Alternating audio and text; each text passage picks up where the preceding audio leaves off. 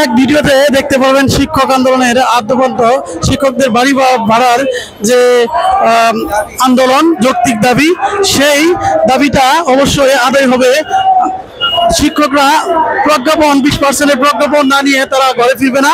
তো দেখতে থাকুন, কানায় কানায় শিক্ষক পূর্ণ রয়েছে প্রেস ক্লাবে।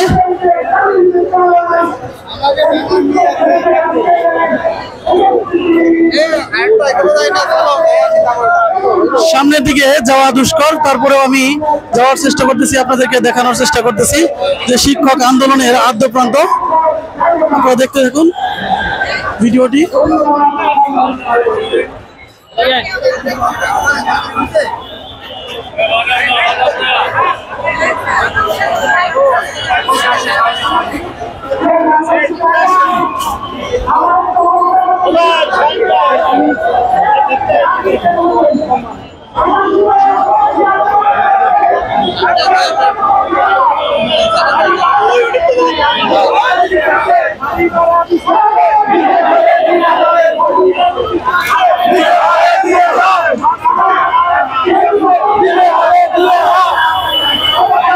এবারে 20% দিতে হবে স্লোগান ডিবিসিতে স্লোগান হচ্ছে।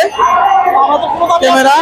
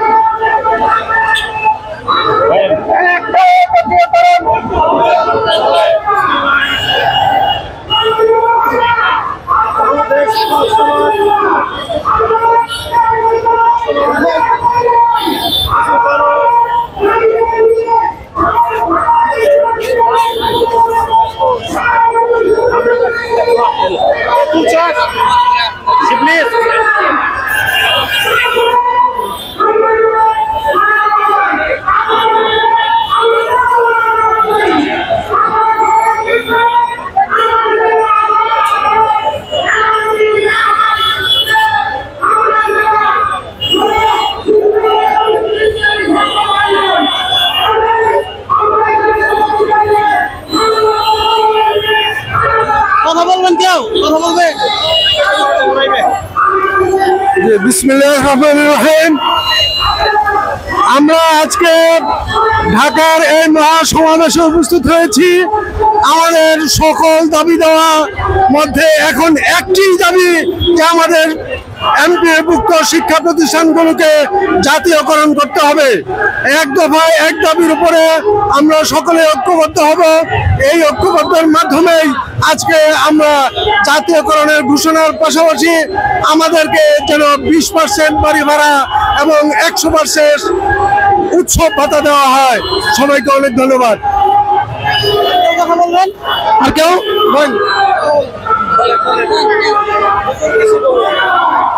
বিসমিল্লাহির রহমানির রহিম।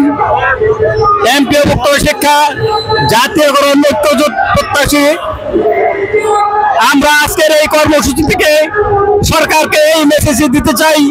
অর্থ মন্ত্রণালয়ের যে কর্মকর্তা বলেছেন যে শিক্ষকরা বাড়ি থেকেই প্রতিষ্ঠানে চলে যায়, আমরা মনে করি ওই কর্মকর্তা একজন সত্যিকার অর্থেই সে আসলেই কি তার এই ধ্যান ধারণা তিনি দরজামা হিসেবে থাকেন বিধায় এই ধরনের উক্তি আমাদের সম্পর্কে করতে পারেন।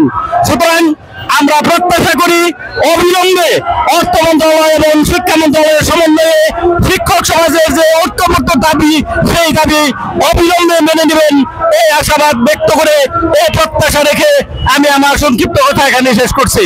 আসসালামু আলাইকুম। বলতে পারবো? বিসমিল্লাহির রহমানির রহিম। আজকের এই জাতীয় প্রেস ক্লাবে উপস্থিত দেশের সর্বস্তরের শিক্ষা প্রতিষ্ঠান থেকে আগত শিক্ষক মহোদয় বৃন্দ, অধ্যক্ষ বৃন্দ, সর্বস্তরের শিক্ষা প্রতিষ্ঠানের কর্মচারী বৃন্দ সকলকে আজকের এই অনুষ্ঠান থেকে ধন্যবাদ জানাচ্ছি এবং এই আজকের এই অনুষ্ঠানকে আমার প্রিয় মাতৃভূমি এই বাংলার অন্তর্বর্তী সরকারকে এই দেশের শিক্ষকদের মূল্যায়ন, এই দেশের শিক্ষকদের মান উন্নয়ন যদি করতে না পারেন তাহলে এই দেশে